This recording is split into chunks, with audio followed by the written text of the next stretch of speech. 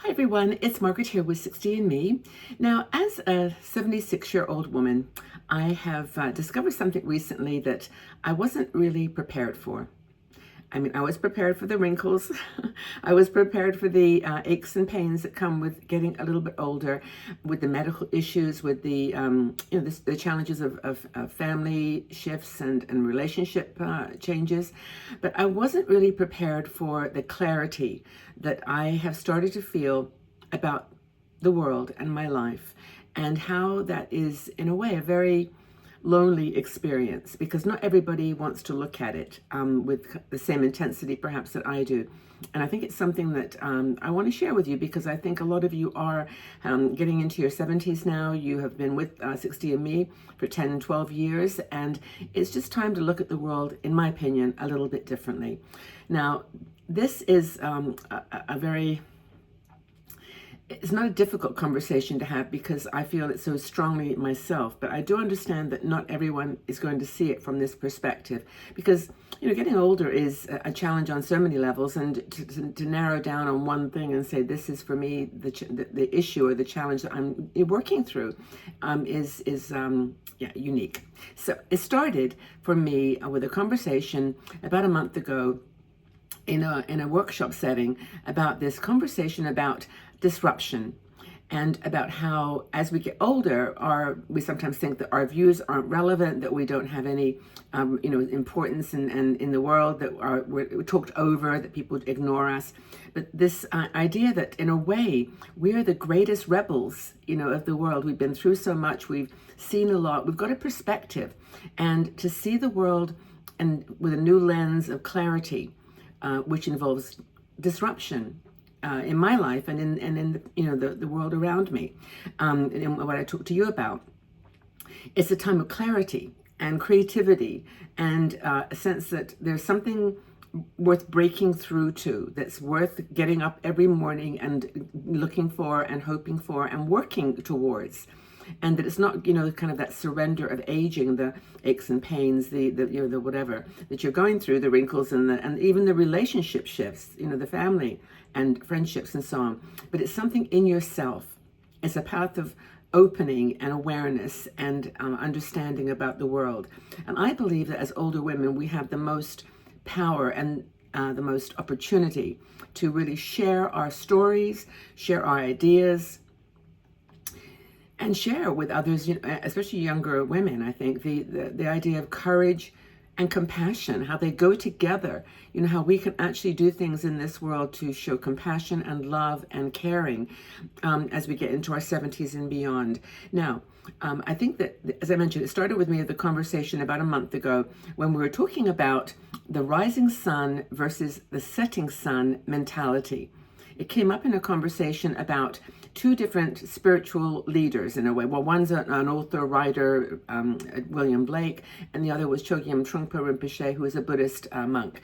Now, the idea was that both of these men, from different time periods and different perspectives, came to this idea that the world needs disruption.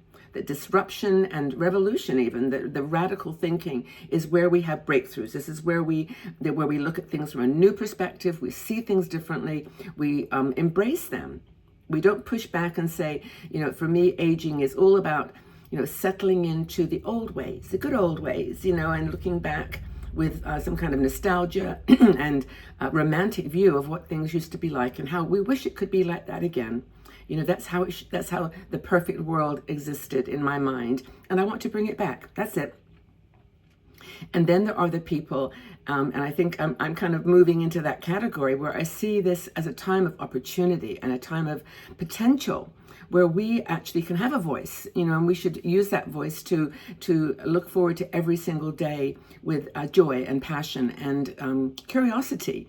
And so that's for me kind of where the loneliness comes, though, because I think it's scary. And I think a lot of people, as they get older, are looking to have more stability, that kind of setting sun kind of point of view. let's enjoy. Let's look at life as it was, look back and see what we've achieved, what we accomplished, how much we've done, goodness in the world. And maybe it's that we've raised children, or we have started a business, or had a career that's led to wonderful things for the world and society. We've done all kinds of cool stuff. I mean, it's no doubt that we are big contributors of where the world is today. But that's the setting sun. It's looking down and saying, time to take a breather here, relax, sit back and let things just unfold. That I've created a foundation, I've got a home, I've got a family that's in a way fits into my model. No, it doesn't always, by the way, because that's what I'm going to talk about in a second, is that the world doesn't always hand us this kind of ready-made package all tied up with a bow. That's how we've done it. Done onward and upward. But it really is, accepting what is, accepting the reality. So there's a setting sun mentality that a lot of people, dare I say it, what a lot of men look for after they retire. To just take it easy a bit. I've worked hard, I've done my bit, now it's time to settle not only into old behaviors, but into old mindsets. That there are certain things maybe happening in the world that are not what's the word, aligned, or not it's not conducive. There's a word that I'm resonant with who I am, that I am that person. I'm in the setting sun world. I'm going to enjoy this the rest of my life, in whatever way I feel comfortable.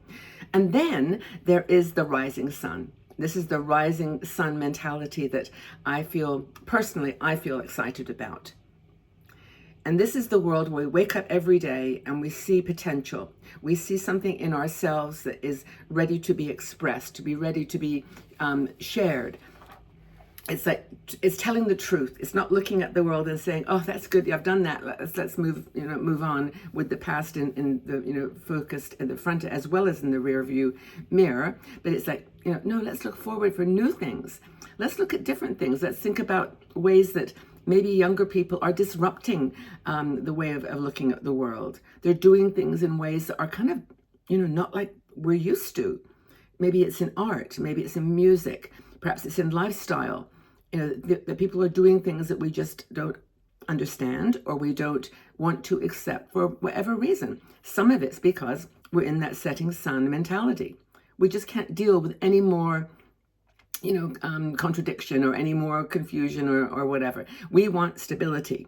And then there's the others that are saying, oh, okay, this is bumpy. This is going to take some courage, some creativity, some maybe loneliness. You're going to have to go out on your own on some things, and you're going to have to stand up for things that you believe in that are not mainstream for, in quotes, an older person.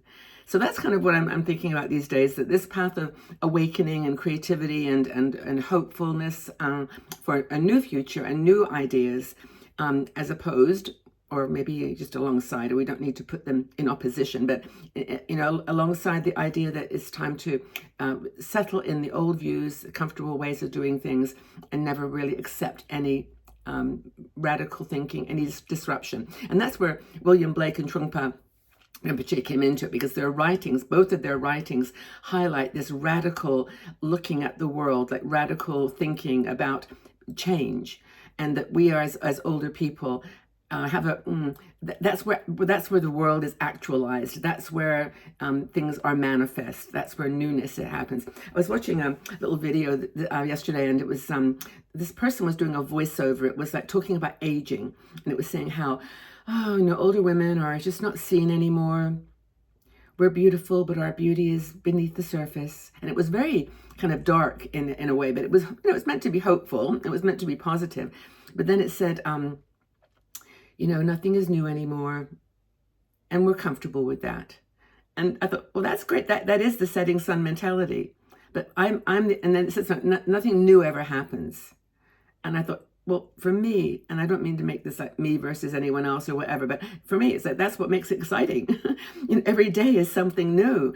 Every day is an opportunity to do something for the first time, or the 10th time or something, to learn a new language. I'm on my French kick at the moment because I can't do German. I'm trying to, be more European in my scope of language. But it's just one more thing that I try to do every single day that's a little different.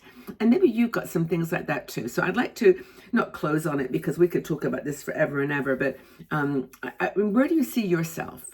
And by the way, there is no judgment here. If you come back and say, I'm for the setting sun, Margaret, I'm going to just relax here. I've had a tough life. I've had lots of challenge.